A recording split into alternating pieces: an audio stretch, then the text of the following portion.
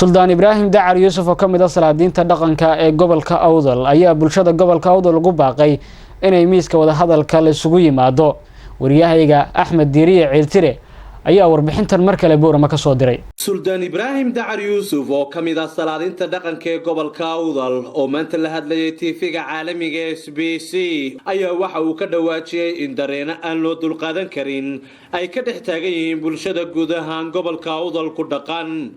Suldaan Ibraahim Dacar Yuusuf ayaa bulshada gobolka Awdal fariin u diray waxaana ugu baaqay inay miiska wada hadalka iskugu yimaadaan. Maanta rabaa inaan halkan soo jeediyo oo aan la hadlo baaq u soo jeediyo dhalinyarada aqoon-yahanka odayaasha salaadiinta reer Awdal. Waxa baryahan dambe waxa soo baxay guux iyo reen iyo dareen xajiin mudan oo xajiin leh oo miidiyaha la isku marinayo warar aan fiicnayn oo qurux badnayn oo tolnimada iyo dadnimada iyo aadamnimada aan ku wanaagsanayn. Marka waxaan leeyahay intaba salaadiinta cuqaasha dhalinyarada aqoon-yahanka gobolka waxa lagu yaqaanay gobolkii tacliinta mutacallimiinta gobolkii aqoon-yahanada gobolkii nabadgelyada gobolkii dib u heshiisiinta dadka gobolkii lagu dhisay Somaliland.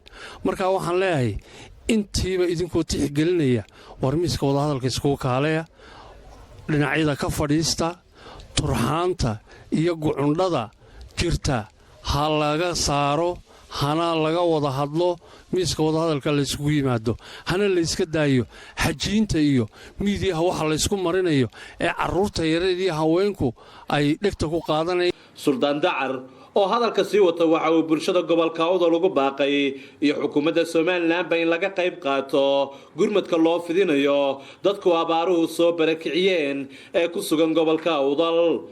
Haddaba waxaan leeyahay abaarta baahsan ee maanta dhacday meel ay seegtay ma jirto Somaliland abaar xun baa haysa.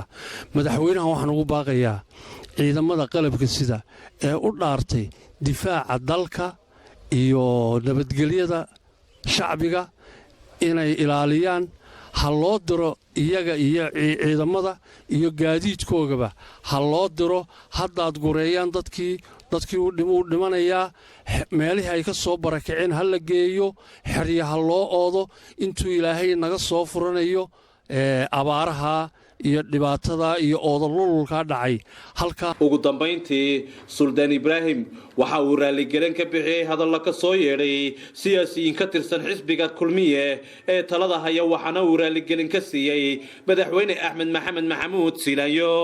Ta kale madaxweyne waxaan ka xumahay xisbigaaga kulmiye madaxdiisu inay yiraahdaan haddaad maalin ku darto doorashada maxkamad baa lagu taagayaa ama maxkamad baa la taagayaa. aad baan uga xumahay madaxweyne Siiraanyo in maanta loogu jawaabo la yiraahdo maxkamad baan ku taagaynaa anigoo ah suldaanka beelaha gabooye ee gobolada galbeedka xaal baan ka siiyay kelmadda waan ka xaal marinayaa raalli ka ahaw iyaga laftirkooguna shacbiguna apologize ka siiya fiican sida iyo nabadgelyo. waxaan aad iyo aad ugu mahadnaqayaa TV-gan SBC iyo wariyaashiisa aad baan ugu mahadnaqayaa Axmed Diiriye Ciiltire aad iyo aad baad u mahadsantihiin intaa inaad iga gaarsiisaan iyaan baaqaasan soo jeedinayaa saddexda qaybood kala ah. Axmed Diiriye Ciiltire warbaahinta SBC magaalada Bulshada.